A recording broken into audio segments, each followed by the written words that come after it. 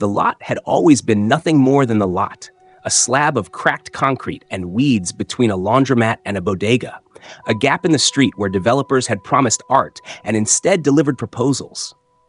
It sat there like a blank page everyone agreed to ignore.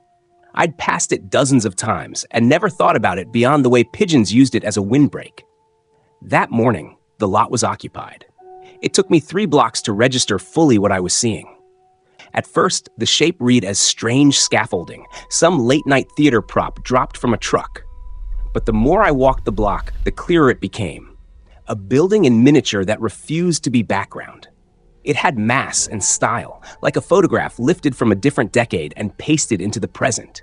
Butter-colored stonework trimmed in dull bronze, 2 heavy doors the color of old blood. Glass windows that glowed faintly with yellow light, even though the sun was climbing.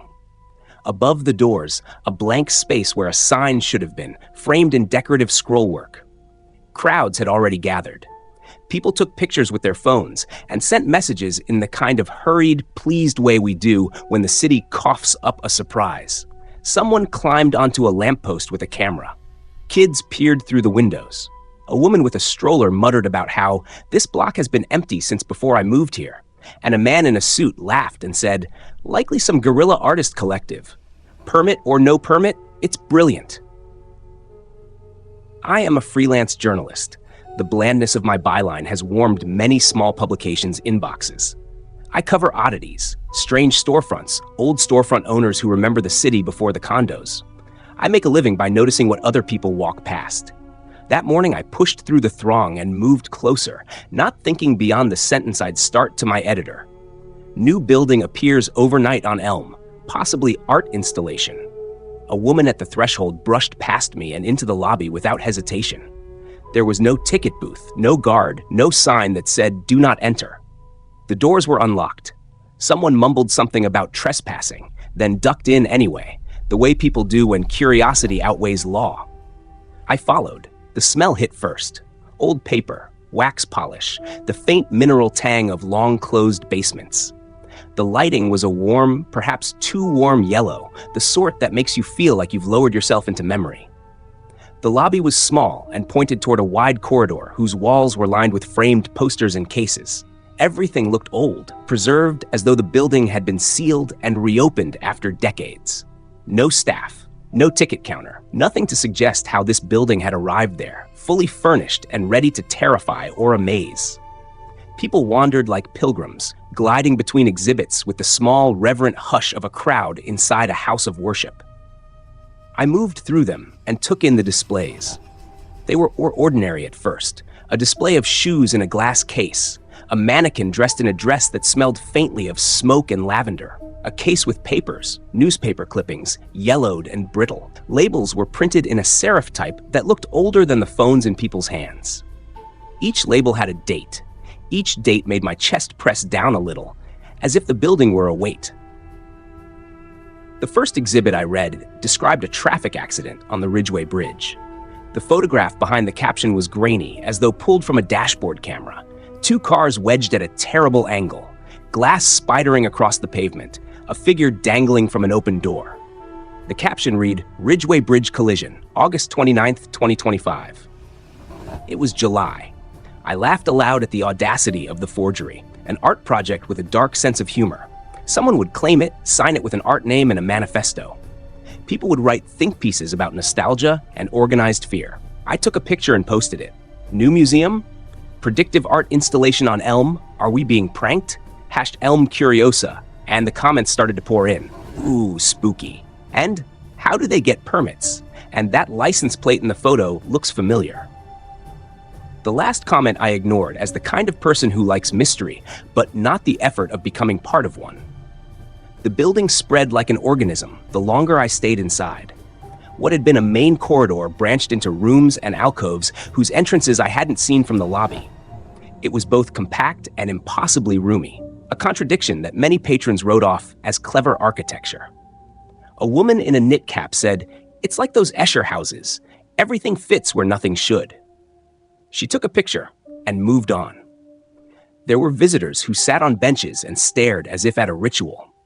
There were others who laughed nervously and walked quickly from case to case like bank examiners checking for inconsistencies. I cataloged details, the way a reporter does when making the smell, the temperature, the sound of voices. People near the front of the museum described the same sensations: a pressure behind the eyes, a low hum that started in the belly. A kid cried once in the next room and then stopped as if a hand had closed around him. Information was sparse, but the building had one clear pattern. Its exhibits chronicled events that seemed to be from the near future. A case near the center of the museum displayed a school tie from St. Margaret's Academy stained with something red. Beside it, a photograph, a doorway framed by flames, a teacher mid-scream. The caption read, "St. Margaret's Academy Fire, September 1st, 2025. Another case held a ripped political flyer and a newspaper clipping predicting an event no one wanted to accept: attempted assassination at candidate rally, September 2nd, 2025. I watched others read these captions and tell themselves they were being clever dons of the modern age. This is a piece about our paranoia, about how we foretell catastrophe to make sense of it. People photographed the displays and posted them with captions like, "Not sure if art or weather." And either this is chilling or my mother-in-law's Facebook feed is very prophetic. "Why would they make something that shows tragedies?" a woman asked, her voice a papery tremble that belonged more to despair than reason. "Maybe it's a warning," her friend replied, "an invitation to be more careful." The museum did have an air of warning, or perhaps warning was how we interpreted it because we needed an explanation. People do not like random cruelty. If something sinister appears in the world, we like to name it and put it in a box. I was still leaning toward art until the news came. By evening, the city was in a kind of slow-motion panic. My phone buzzed until the battery icon blinked red. Texts from friends, messages from sources asking if I'd seen the museum. Then the alert. Serious collision on Ridgeway Bridge. Lanes closed. News vans clogged the roadways around the bridge. The anchors' faces became the kind of taut masks I knew too well from years of covering unfortunate things. I turned on a live feed and watched a reporter in a reflective vest describe a scene that made my throat close.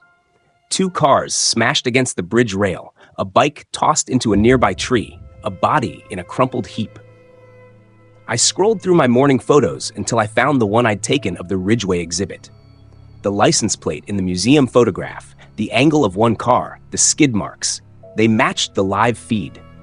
An image on a wall, captioned with a future date, blinked into life on the highway, real and horrible, and now.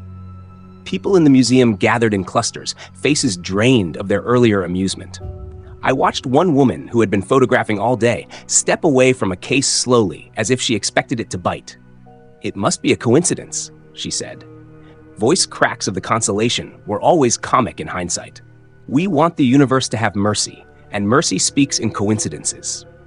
The Ridgeway Bridge accident was only the beginning. The next day, a small child down the block choked on a piece of candy and died. A week later, a political candidate survived a violent attempt on their life that matched the museum's photograph. The St. Margaret's Academy that had appeared in a vignette in the museum burned. Its date matched the caption. The fire department reported a freak failure of the new heating system. Investigators mentioned nothing about prophetic museums. People began to treat the museum as a bulletin board of inevitabilities. Some found comfort in knowledge. If it was going to happen, the museum had told us first, as if forewarning gave us some degree of control. Others recoiled, the way people recoil from a spider when they see that the web was spun before they stepped into it. I did not feel comfort. I felt responsibility. My friend Lena, 40, cheerful, a high school literature teacher who loved secondhand books, had stayed mostly on the periphery of my life. We would meet for coffee, exchange book recommendations, talk about weather as though small talk could hold the world together. An evening, I walked by her classroom building just long enough to see her reflection in the glass, pulling a cart of essays, her hair in a messy bun. I thought of her the day I found the St. Margaret's exhibit and felt a prickle run up my spine. When I saw the exhibit labeled with her school, a photograph of a classroom in flames, nameplate of a teacher smudged and illegible, I felt something drop out of me.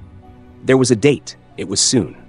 The caption read in neat typed letters, St. Margaret's Academy, Teacher casualty. September 1st, 2025. I had to catch my breath. I took a picture and then another, more for the evidence of my own fear than for any practical purpose. I called Lena. She laughed at my panic at first. "Evan, are you serious? Some artist put our school in a case because you wrote about the old auditorium once." "I saw it, Lena. I saw the photograph. It had your classroom number in it." "You're being dramatic. You're Evan Wallace, local weird newsman. You eat urban legends for breakfast." I told her I was coming over. I told her to stay home. She scoffed and told me about a grammar test she had to give. I insisted until she sounded irritable, and then she said softly, "Okay, I'll cancel the test." She didn't. The building at St. Margaret's had old wiring, the kind that flickers when decades of heat have relaxed the insulation. There were complaints about it every autumn. Maintenance logged the issue with a shrug months earlier. That afternoon, while Lena was supervising a group of juniors through a writing exercise, someone lit a candle for a desk project and knocked it into a stray pile of paper. The heating system, angry and fed by a confluence of dry air and loose wiring, sputtered, sparked, and caught. By the time the alarm screamed, everything was happening in the short, cinematic sequence that the museum's photograph had captured. Students fled. Teachers pushed desks in frantic, uncoordinated heroism. The fire department's arrival was a blur. Due to a confusing set of calls, they were delayed. Lena tried to usher a boy backwards through a smoke-filled corridor and tripped on a loose floorboard. She never stood again.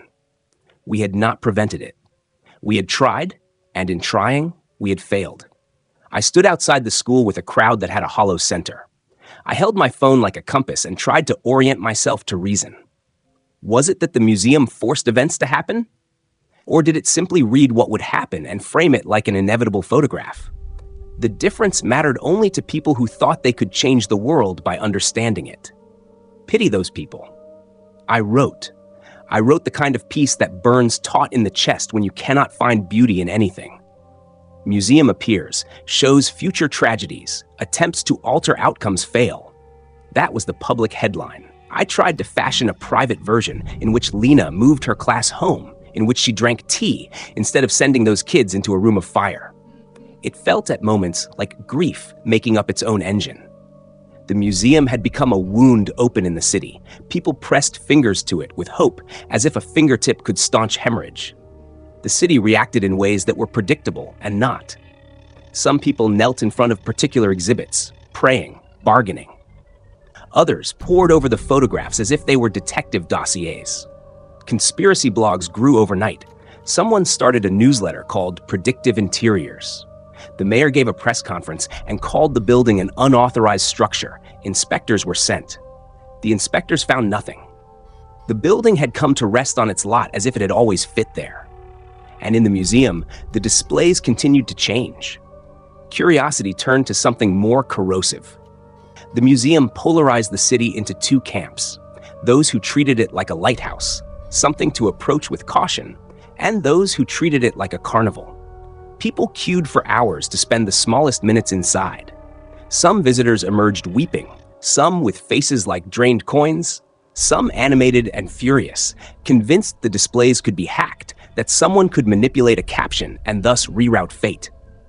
Regular people weren't the only ones who had questions. Scientists, philosophers, clergymen, and self-styled psychics came in droves. A physicist from the State University pushed through the crowd, squinted at the labels, and spoke of models where information might leak backward from a future event into the present. A priest muttered about divine testaments. An online occultist live-streamed his attempts to replicate rituals in front of a particular case and urged his viewers to chant along from their homes. There was no staff to answer questions. There were, however, things that occupied the back rooms. I noticed patrons who looked like hospital orderlies, the kind who moved through corridors with a kind of practiced dullness. They wore plain coats and moved with a mechanical economy. People whispered about them as if whispering could dislodge explanation. For me, the museum was less spectacle than edict. If there was a rule here, it was that the pictures were not mere documents, but instructions. I watched a man peer at a photograph for so long that his skin took on an animal strain. Cheeks hollow, pupils wide. He left with a small smile and then disappeared from his workplace 2 days later. His apartment remained untouched. His phone rang out. He didn't come back. On a morning when July was moving toward August, I found a case that made my stomach empty. Behind the glass was a photograph of a man whose face I recognized later. He had been the man who took the picture of the sheep-skulled sculpture at the corner of Marston and Pratt.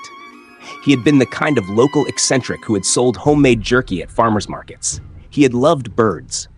In the photograph, his neck lay at an odd angle. He had been reduced to a small, exquisite ruin. The caption read, "Disappearance, Jonathan Banks, August 12th, 2025. I texted a friend who had been with Jonathan the week before. No reply for hours. He had a weekend shift at the market. He didn't show up. Calls went to voicemail. The police were called. He was not found. It was no longer sufficient to treat the museum as a curiosity or an art project. People were disappearing. The photographs were not only accurate, they were selective. Not every tragedy was represented. The museum showed the things that would trouble the city by their precision. A car crash with a license plate visible, a fire with a teacher's name in its caption, a man named Jonathan in a photograph dated 3 days hence. The pics were cruel specific. If fate was a web, this museum had started to pick threads out of it. The morning I found my own name in the museum, I felt both the expected and the peculiar. A nauseous, metallic taste at the back of the tongue, and a hot, rapid certainty that made the world shrink to a circle of focus. I did not recognize the photograph at first. It was a long, vertical image, dark and grainy, like a frame borrowed from an old television. I could make out a hall with a patterned tile floor and rows of displays, the strobe of emergency lighting.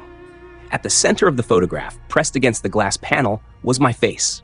My mouth was open, eyes wide, skin pale the way photographic flash makes thin skin look like candle wax. Beneath it, a caption typed in the same serif face as the others. Evan Wallace, found deceased in the Museum of Unnamed Things, September 6, 2025. My chest dropped an inch. I read it twice, then again, fingers going cold. People fell quiet around me. Someone said my name, maybe a reporter I had spoken to. I felt like a thing being cataloged. It is difficult to describe the sensation of being both a subject and an observer of your own fate. The museum's image of me seemed not a prophecy so much as a portrait, a future packaged like a collectible. Worse was how present it felt. The tile floor, the angle of a hand not yet mine. If the photograph was a warning, it was a warning that the warning itself would become proof. I tried to find rationalities. Maybe the museum scavenged the city's anxieties and physically manifested them into spectacles. Maybe someone inside the city was targeting people for reasons we did not yet understand, producing macabre renditions and placing them inside the building. The problem was that the events matched reality with a kind of disastrous fidelity. When I'd found Lena's photograph on a Tuesday and watched her die on a Thursday, the line between speculation and evidence thinned to a thread. The city noticed variations in the content of the displays. Some photographs were straight portraiture, still careful composition. Others were frames of motion, a car skewed on its hubcap, a hand mid-gesture, a fluttering sleeve. Captions varied too. Some asserted died, others said disappeared. A few read attempted or injured. The verbs offered different assurances about finality. When my name appeared, everyone who had once joked about guerrilla artists looked at me as if I carried a shroud. Friends called. A colleague asked if I wanted to go into hiding. I told him I would see him that evening at the bar. Laughter became a courtesy. Inside, I felt something vital cleaved out of me. The possibility of a life uninterrupted. I stopped eating properly. My writing turned antiseptic. I wrote facts and asterisks in the margins. I bought a cheap security camera and pointed it at my front door. I told Lena to go away, to leave the city if she liked. A month after the fire, her name appeared on a plaque at St. Margaret's that people touched like relics. Here lies Lena Carr, teacher. The plaque had condensation in the letters. The museum had corridors that seemed to rearrange themselves. That's the truest way I can describe them. The doorways did not match the facade. You would walk an aisle and find a wall where a door should be, or a plunge of stairs that led farther into the building's guts. There were rooms that seemed older than the city. I began to notice details others overlooked. faint scratches on the glass, fingerprints on brass handles that bore no ridge or whorl, shadows that pooled too long around the corners. There was a corridor beyond the public exhibits that most people didn't go near. It looked like a staff corridor, except it had no staff. The walls were lined with benches and wrapped statues, and in the far end, a row of glass cases had been draped with sheets. A sign had been affixed in a hand-painted script, restricted, curatorial access only. People pushed at the sign and then laughed, like kids daring one another. Authorities taped the sign again each morning, and each morning the tape was slashed. On a late afternoon when the museum felt like a throat, I slipped past a half curtain into that corridor and saw something that unmoored me. Under a drape, I found an exhibit in the making. A wooden frame had been built and glass set into it. A photograph lay beside the case, curled with age. There were tools scattered, a brass square, a cloth, simple, domestic objects that made the scene practical rather than ethereal. There was a thin trail of dust that showed where something had been placed and removed. Nobody stood in the corridor when I was there. The air hummed with a low, rhythmless sound I could have mistaken at first for the building settling. Then I noticed a smear on the floor that could not be dust. It was the shape of a heel dragged. It pointed in the direction of the main hall. I left feeling watched by absence. That night I set up my camera across the street, as unobtrusive as a shadow. I wanted to catch the curators, if there were curators, if there was a person or persons who came to the museum each night to change exhibits. I sat in the diner and drank coffee until the sugar shook in my bones. My camera's battery flicked on when the sky turned purple. I didn't expect anything. I wanted to reassure myself of the banal. At 3:33 a.m., the footage stuttered. On the playback, there was a single frame, 30 milliseconds, when the lobby window shimmered like disturbed water. For that sliver of time, something moved inside the museum with human shape, elongated limbs that bent at wrong angles, heads that were more oval than round, faces blurred as if someone had smeared an impressionist thumb across them.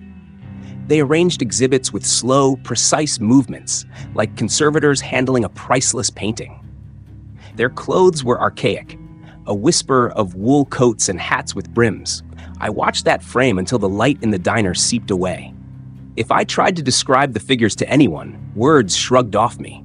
They were curators in the sense that custodians are custodians, but lacking the finality of human presence.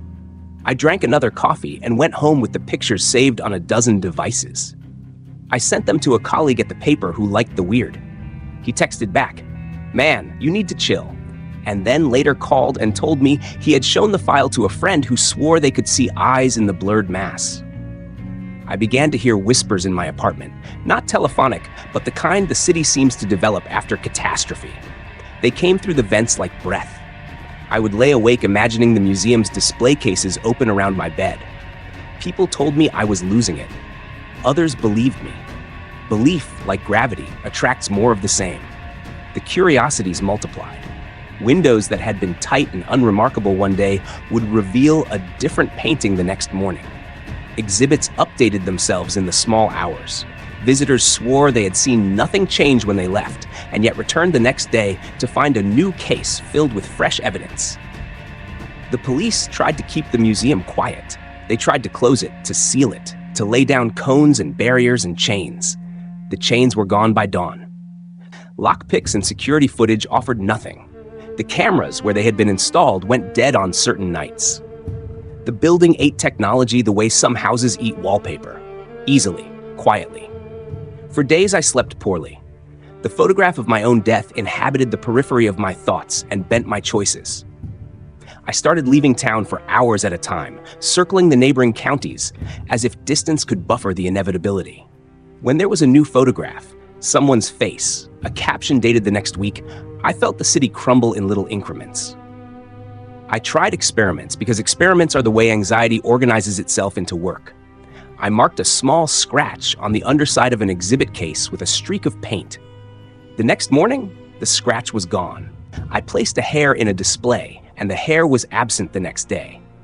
Once, I taped a Post-it note to the inside of a case that read, "Do not remove," and went to sleep. When I returned at dawn, The post-it was gone, but the handwriting had been transcribed on the inner label in the same neat serif typeface as the captions. I set down a camera in the corridor behind the restricted sign and left it for a full week. The footage came back corrupted in a way that suggested deliberate obfuscation. Gaps and leaps, and in the frames that were clear, angles that did not exist from within my shoes. At one point, the camera recorded a reflection of someone moving behind glass that didn't belong to any of the frames visible in the hallway. It bothered me because the reflection was significantly younger than I am, with a mouth that didn't quite align to the face. There were rumors, always rumors, that certain people could resist the displays. A woman who had stood in front of a photograph and refused its lure. A homeless man who had made a practice of sleeping in the back of the museum and claimed to have seen the curators set up in the night, but he kept his distance from the labeled cases and thus remained unchanged. He spoke as though the museum offered both selection and exemption. People heard him and spread his story like seed. I tried to find logic in selection, why some people were turned into exhibits and others not. Why, because the man with the jerky stall had vanished, did not mean the woman who owned the laundromat was safe. The only pattern I found was this. Those whose lives were shown in the museum were people who were not entirely certain they would live tomorrow. In small ways. Someone who had been joking about leaving town, someone who had checked a plane ticket but had not yet used it, someone who had left the light on in a cheap apartment. The museum plucked at indecisions the way a waiter plucks olives from a bowl. There are stages of obsession. First comes curiosity, and that stage is tidy. It feels like research. You read, you take notes, you tell yourself you are performing a public service. Next comes compulsion. The longer you stare, the less you feel like a citizen and more like a custodian of a secret. My life narrowed. I reduced contact into a series of checkboxes.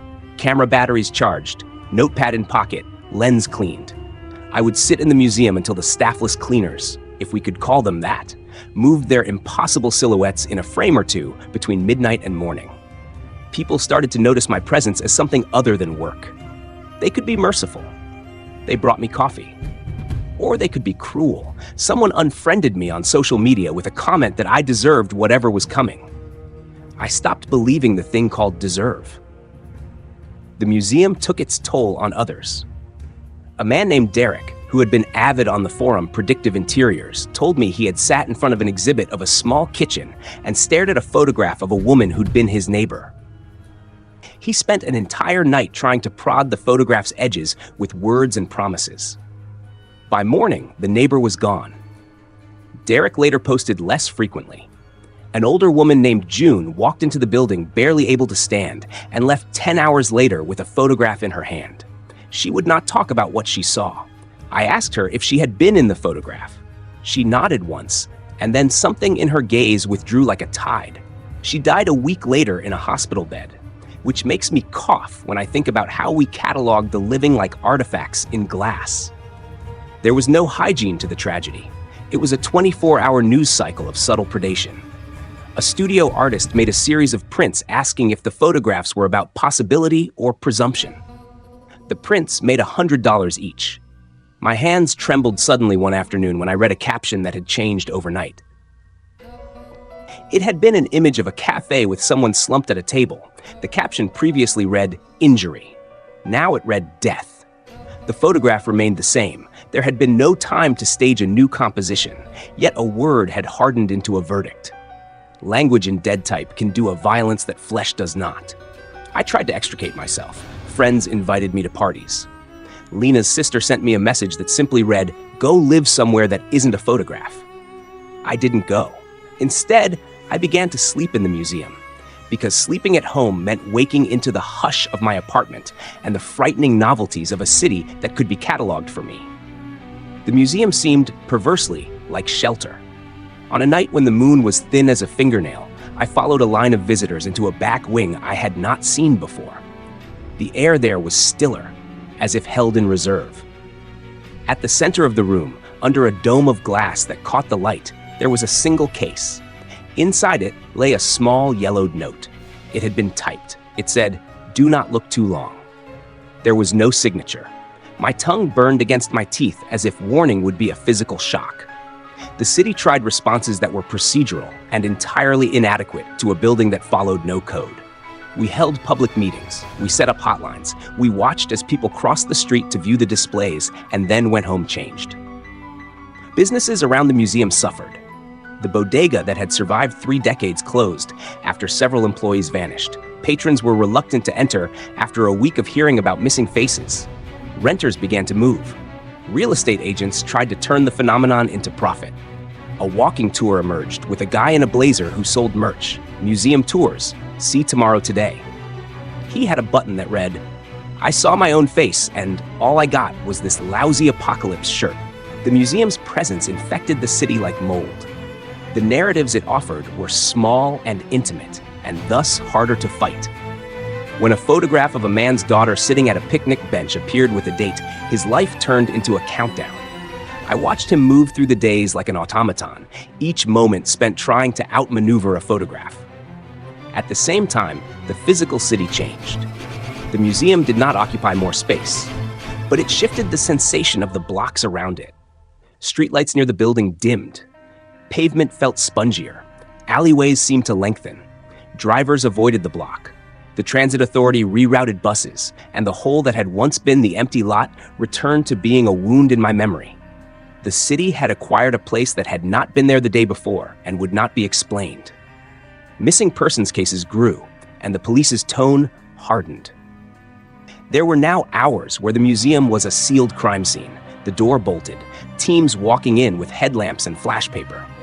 Yet within 24 hours, the bolted door would be standing wide again. The city tried to adapt laws. No building permits had been filed, no property papers existed. It was as if the museum were a living thing, refusing to be bound. Journalists did what they do. We made a myth out of the minutia. I wrote pieces that made the rounds in blogs and then got picked up by papers in other cities. A television host wanted me to appear on a show that operates on the principle of spectacle, and the idea made me physically ill. We tried to secure the building with more than locks. By roping it off for a week, the city hoped to starve it of attention. On the 7th day, they found the ropes cut and a new exhibit in place, a museum box with a note inside that read, "Thank you for the space." Someone had left a flower. It wilted after 3 days. It was an ordinary afternoon when the tone around the museum shifted into a kind of religious hush. A new wing had opened and been set like a hidden jewel. The crowd inside the museum moved like a current that swallowed people and spat them out again. There was a Polynesian woman who insisted the place was a plant of the gods. A man from the university said, "We're witnessing a phenomenological event that will be studied for decades." Both spoke as if they had more faith than they did. I moved into the new wing because I could not help myself. That is the confessional version of what happened. The cleaner version is that curiosity had been worn into me by the city. The new wing felt colder, like walking into the lungs of a stone building. It smelled faintly of something sweet and ridiculous, sugared almonds maybe, or the air from a carnival booth that had been sealed for 100 years. At the end of the corridor, there was a plaque in polished brass. The letters had been cast in a font so old it seemed to remember its own age. Exhibit of completion. The air around me tightened. People near the plaque stared down at the case within like penitence at a relic. Inside the case was a photograph I recognized too well. It was the same grainy image that had shown itself to me weeks ago, the one with my face pressed against glass. But this one was larger. It had been staged in a way that only heightened the cruelty. The tiles in the photograph matched my apartment tiles. A crumpled jacket on the floor, the same coffee ring I had stained the table with yesterday.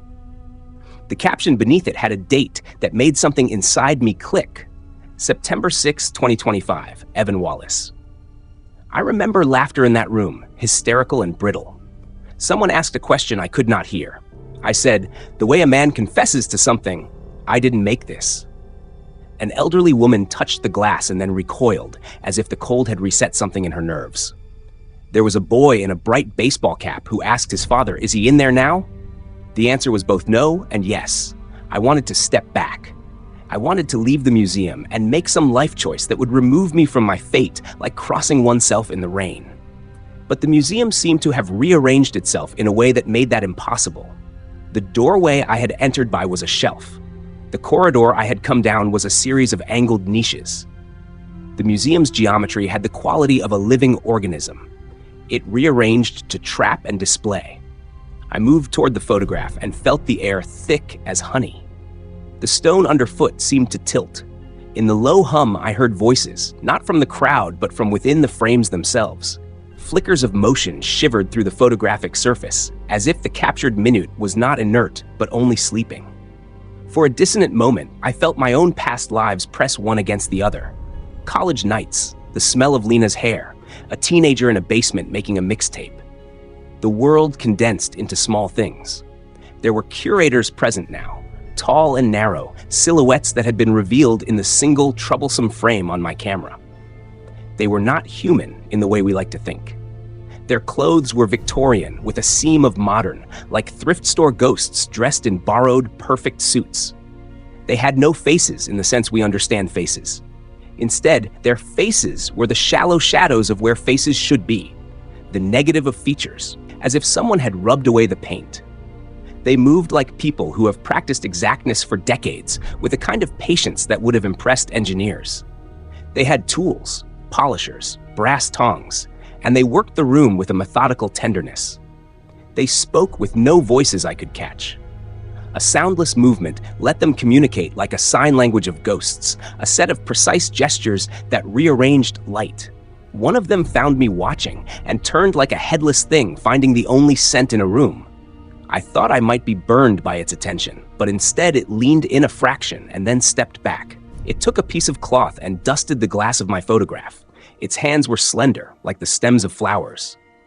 I had the impulse to cry out, to ask it what right it had to arrange me like an exhibit. I felt my mouth dry, and then heard my voice say, "Please." The curator's gesture was almost the gentlest thing I'd seen. It motioned with its hand toward the photograph, and then, impossibly, toward the hallway behind it. It was not an invitation so much as an instruction. "Come." I followed. I do not remember how long I walked. The corridors bent like the folds of a paper fortune. Doors opened to rooms I had never seen, each populated with the objects from other people's lives. A child's blanket, a mechanic's wrench, a mother's wedding bouquet. The curators moved like harvesters among them, setting things in place with ritual calm. They did not speak. They arranged. They sealed. At the center of a room, I found a new case being constructed with hands quick and experienced. They laid down the base, set the glass, smoothed the join. They made it with a care that felt obscene. One of them turned to me and, for the first time, the absence of a face made me acutely aware of the place in my chest where our identity lives. A hollow, a fossilized ache. There was no malice in them, as we understand malice. If anything, they carried the indifferent tenderness of museum staff, who treat fragile things with the devotion of people who know their work will outlast them. Their movements suggested they believed that once an object's story was curated, fate had been given a vessel. A case was prepared for me. The glass was set upright like a coffin lid. They did not speak, but they arranged me into the pose I had seen in the photograph. I felt muscles in my back that I did not know I had clench and then loosen. The world shrank to the sound of a tool being placed on the wooden frame. I thought then of Lena, rows of students and the smell of smoke. I thought of small human cruelties and larger certainties, a city that preferred tidy endings. One of the curators bent and used a brass tool to adjust the angle of my head. Another brushed an invisible dust from my cheek. Their ministrations were precise and final. I tried to speak, but the words were swallowed by the room. Later, in the pages I wrote and rewrote 1,000 times, I would try to explain the sensation of being placed in a case. It is not pain so much as a sense of being cataloged mid-breath, as though the world had decided to preserve the last posture of you like a specimen. At some point, the glass was set over me. I heard the edge kiss the wood. My face pressed to the seam of the lid. For an instant, the crowd outside was a blur of noise. There was a child who later told reporters that he could see a man with his mouth open and his eyes like small moons. The child's parentheses gave the scene a grotesque finery. Then silence. The lid fixed. The brass plaque was printed. A name and date were typewritten in the same serif font. Evan Wallace, local journalist, September 6th, 2025. The letters were cool under the backs of my fingers like coins. They wheeled the case into the main hall. From the outside, the city woke in stages. Someone noticed the new exhibit, took a photograph, posted it. Someone called the police, who came and stood in their suits and shook their heads the way people do when facing things that cannot be explained. The mayor released a statement about sorrow and safety. Faith leaders organized vigils. Conspiracy theorists sold printouts of my photograph as a talisman against future exhibits. Inside the museum, people moved around the new case with a combination of reverence and something darker, like predators examining a freshly killed thing to see how it had been taken. They snapped photos. They read the plaque aloud with the names the way prayer leaders read pages. There was an odd, mechanical whisper that passed through the crowd. He looked exactly like that in the picture, didn't he? Someone way at the back nodded. The police sealed off the museum for 3 days. The media camped outside like battery-operated birds. The exhibition remained untouched under its glass as the city argued about whether it was art or supernatural. My colleagues at the paper wrote obituaries with a careful, professional grief. They described the man I had been in tidy paragraphs and included the photograph from the museum as their lead image. There were people who saw in my exhibit a justification for ending their fears.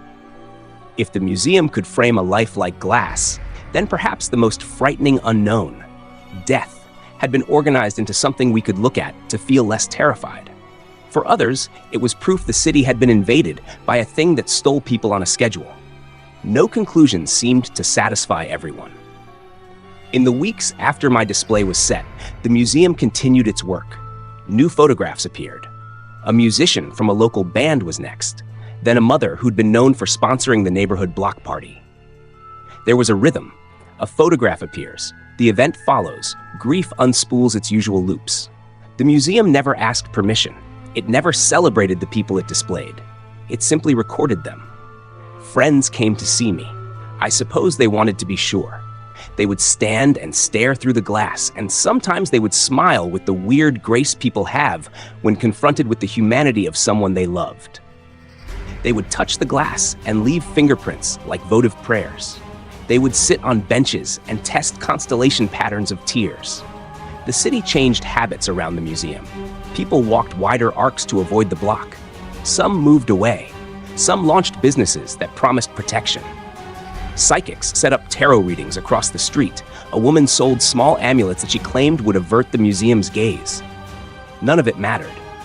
The photographs continued to be accurate and willful. When the police tried to catalog the phenomenon scientifically, they made lists of correlations and times and plausible causes and came away with nothing that could be measured on an instrument. Someone suggested that the museum was a physical manifestation of a collective dream and that we had dreamed ourselves into a trap. The statement made for a few op-eds and then sat like a stone in a drawer. Years from that night, or some small fraction of time that felt like it, there were still people who visited the museum to try to beat the thing at its own game. A theory circulated. Find your photograph and find the small detail no one else notices, and perhaps your life could be steered away from that tiny hinge. It was an idea born of stubbornness and superstition. People will do anything to believe they can change themselves out of fate. The museum did not always choose the most notorious tragedies. It favored the private and the intimately cruel, perhaps because the public spectacle is already well understood. The town's calendar filled with names and dates that matched the photographs.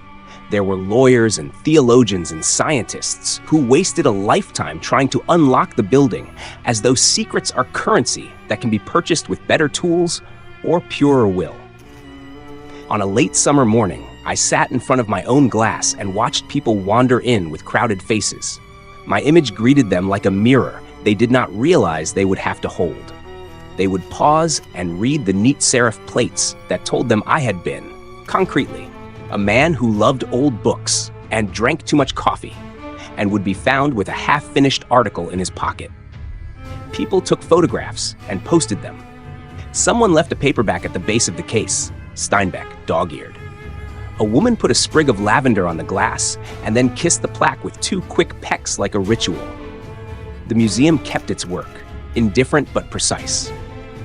Buildings will persist in occupying space if we allow them. Some of us walked around it like reluctant worshippers. Others tried to touch it and were pulled a little closer into themselves, cataloging the years as if they were a series of small lights that could be rearranged. The lot where the lot had been remained occupied. Tourists asked their hotel clerks about it, and then told stories that were exaggerated in all the right corners. Urban planners wrote about the necessity of certain structures for the soul of a city. A novelist used the museum as a setting in a book. And every morning, someone would step to the curb and say, as if this ritual cleared the throat of the neighborhood, "Wasn't there an empty lot here yesterday?" Their voice would wobble in the way small things cry when they try to make hard facts like comfort.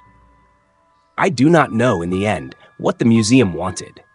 It did not speak in the languages we keep in our mouths. It curated. It displayed our slippage toward endings like an archivist making decisions for future generations. The curator's touch, if one can call it that, was not born of cruelty the way a torturer works, but of a steady, immutable method born in the quiet heart of an institution that knows the shape of consequence. If there is a moral to this story, it is not a comforting one. It is simply that sometimes the world gives you an object, a photograph of your own death, and your choice is not to change the picture, but to decide how you will live once you know it exists. Most of us will try to rearrange the furniture. Some will leave town. Some will sit and stare until the museum wants you to.